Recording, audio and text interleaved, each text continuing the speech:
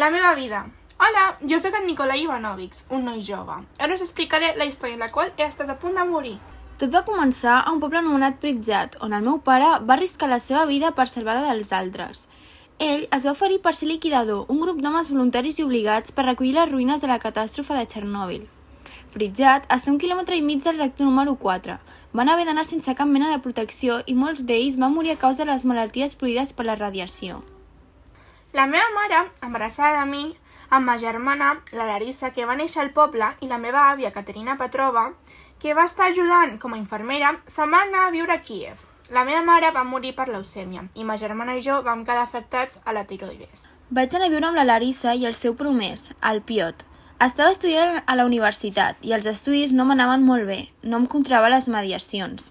L'única manera d'aviar-me dels problemes era agafar la meva estimada Kawasaki, la Ninja. Bé, ara que ja esteu situats, us explico el que va fer que la meva vida canviés per complet. El meu professor de química orgànica, Alexievich, em va passar un encàrrec molt ben pagat de Bjorn Williamson. Em va demanar que anés a Pripyat i que parés amb l'Alexei Kovtubenko, un home que té informació de la germana de la seva promesa, la Irina Zarakova. Llavors, vaig anar a Pripyat amb la Ninja i em vaig trobar un antic amic de la meva àvia, en Vasily Ivitenko. Li diem el guardià. Em va portar fins on estava l'Alexei. No em creia el que veia, perquè en lloc de parlar amb un home, que era el que esperava, parlava amb un jove acompanyat d'un nen petit. Pensava que em prenien el pèl, però després de parlar amb ells em vaig adonar que no. L'Alexei havia sigut també un liquidador que hauria de tenir 35 anys, però em semblava de 14 anys, igual que el seu company, en Yuri. El que pensàvem era que la radiació els havia fet un efecte invers del temps, cada vegada eren més joves. L'Alexei em va dir que va conèixer la Irina en un centre fisioterapèutic estrany i que es van escapar junts però només va poder sortir ell i en Yuri. Em va donar la ubicació del centre on se'l va emportar, però encara no era el moment d'anar, em van dir.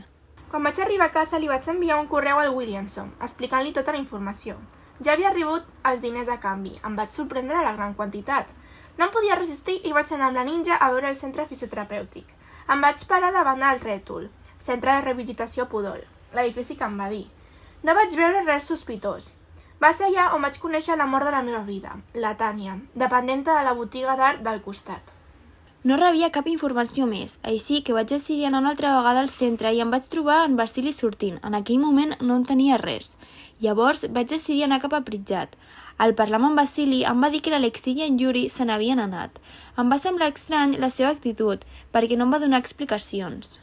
Vaig tornar a passar pel costat de l'escola Bressol i encara estava l'osset de peluix, que em va recordar a un que tenia la meva germana quan era petita. Llavors el vaig agafar. Vaig tornar a la universitat per parar amb l'Alexievich i saber sobre en Williamson. Quan em va dir que havia mort per un accident de cotxe em vaig quedar bocabadat. Al quedar amb la Tània per prendre alguna cosa, va venir un amic d'ella, el Mikhail. Vam començar a parlar de Txernòbil. Anava amb la moto després de deixar-la tenir a casa seva. Havíem tingut una baralla. De sobte, una moto gran cilindrada se m'estava enganxant molt fins al punt de fer-me caure a terra. Era en Mikhail. Em va pujar una furgoneta i ja no recordava res més fins trobar-me sobre una llitera en una habitació blanca. Al principi pensava que estava mort o boig. Em van trencar les parpelles i al tornar a obrir els ulls em vaig topar amb un senyor vestit amb bata blanca. Es deia Anatoly Fyodorovich i era doctor.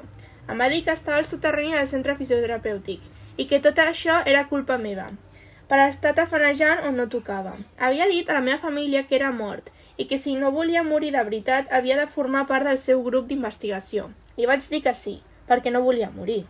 Quan em vaig despertar pel matí, estava en una habitació espaciosa, encatifada, amb televisió. En Fyodorovich va entrar i em va dir que em presentava algú que volia parlar amb mi. Era la Irina. Em va dir que el lloc on estàvem era segur, que l'Alexei i en Yuri també hi eren, que teníem xips als braços. Per un moment vaig pensar que no era gens mala idea estar allà.